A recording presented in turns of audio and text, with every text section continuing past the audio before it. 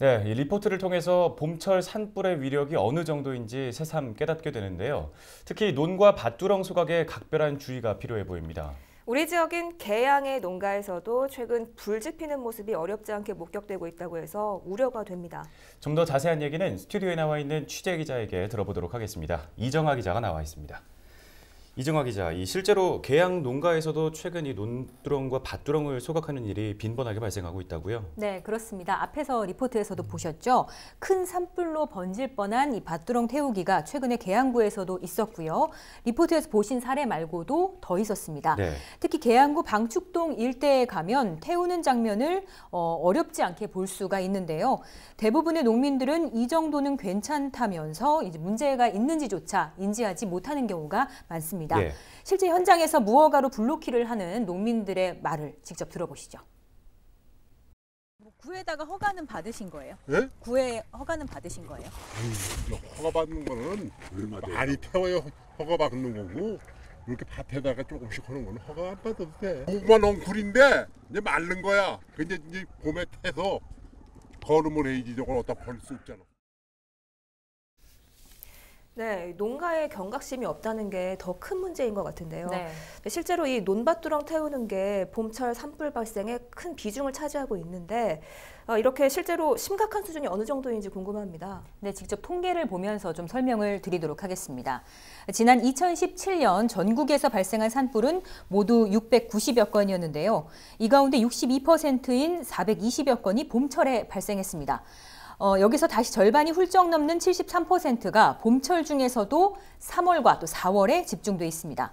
원인을 좀 보면요. 산행 인구 증가로 등산객 부주의로 인한 산불이 37%로 가장 많았고요. 그 다음으로는 쓰레기와 봄철 논밭두렁 태우기를 포함하는 이 소각 산불이 30%를 차지합니다. 특히 이 소각 산불의 경우에는 등산객 부주의보다 발생 건수는 좀 낮아 보여도 매년 증가한다는 게 문제인데요. 네. 120여 건에 머물던 예년과 비교해서 지난 2016년에는 150여 건, 그리고 2017년에는 200건을 넘어섰습니다. 계속해서 증가하는 추이를 좀 볼 수가 있습니다. 요즘 같은 3월에 일어나는 산불 중에는 이 본격적인 농사철을 앞두고 논이나 밭에서 태우는 과정이 빈번하게 발생을 하는데 날씨는 건조하고 바람은 많이 불기 때문에 작은 불씨가 산 쪽으로 옮겨 붙어서 큰 산불이 될 수 있는 가능성이 점차 늘어나는 겁니다. 네. 산림청이나 소방청에서도 이것에 대한 경각심을 계속해서 홍보를 하는데도 불구하고 좀 안타깝게도 산불은 계속 늘어나는 실정입니다.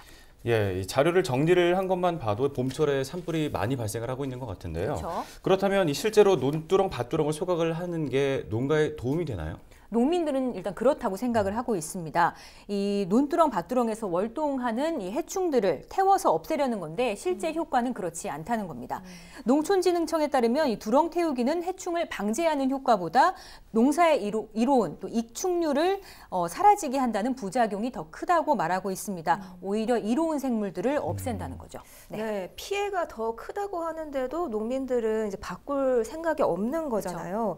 그럼 이게 산불에 얼마나 취약한지 또 얼마나 빨리 타들어가는 건지 궁금한데 어떻습니까? 네, 이런 부주의로 인해서 사실 목숨을 잃는 사람들까지 있습니다. 소방청에 따르면 지난 2016년부터 지난해까지 논밭두렁을 태우다 발생한 화재가 1,300여 건에 달하는데 이 화재로 인한 사망자는 16명, 또 부상자는 48명에 달했다고 발표했습니다. 농가의 특성상 사상자가 대부분 60대 이상 고령의 노인으로 전체 83%를 차지했습니다.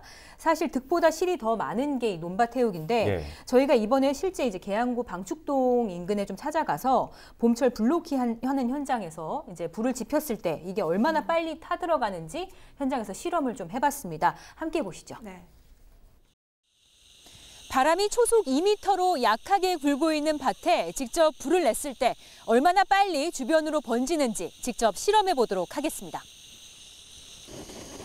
사실 이게 불로키를 하고 싶다고 할 수 있는 게 아니라서요. 많은 주의가 요구됐는데요. 지금 활활 타고 있는데 저희는 구 공원 녹지가의 허가를 받고 불로키를 하는 현장에 동행해서 실제 시간을 좀 측정을 해봤는데 보시는 것처럼 2, 3분 만에 소각을 하려고 이렇게 쌓아놨던 넝쿨들이 3시간에 잿더미로 변하는 것을 확인할 수 있었습니다. 최근에 계양구는 이처럼 하루에 4건, 한 달에 130여 건 정도의 공식 불로키를 진행을 하고 있습니다. 사전에 신고를 한 농가에 직접 찾아 찾아가서 농민들과 같이 불놓기를 한다고 하니까요. 참고하시면 좋겠습니다. 네. 끝으로 주의할 점이 있다면 어떤 게 있을까요?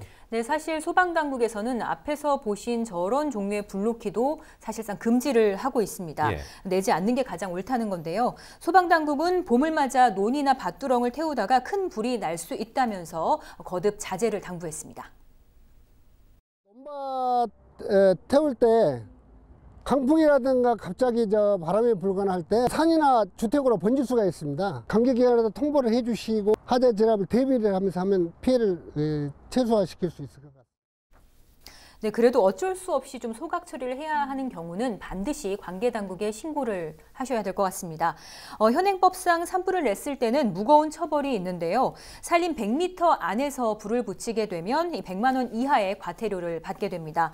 이제는 본격적으로 기온도 좀 오르고 따뜻해지면서 건조주의보가 좀 자주 내려질 것으로 보이는데요. 이 꺼진 불도 다시 한번 보라고 하죠. 예. 보고 또 보는 주의가 좀 필요할 것으로 보입니다. 네, 최근에 산불이 빈번하게 발생해서 걱정이 굉장히 많은데 이 논밭 태우기에 대한 경각심이 필요한 때인 것 같습니다. 이정아 기자 수고하셨습니다.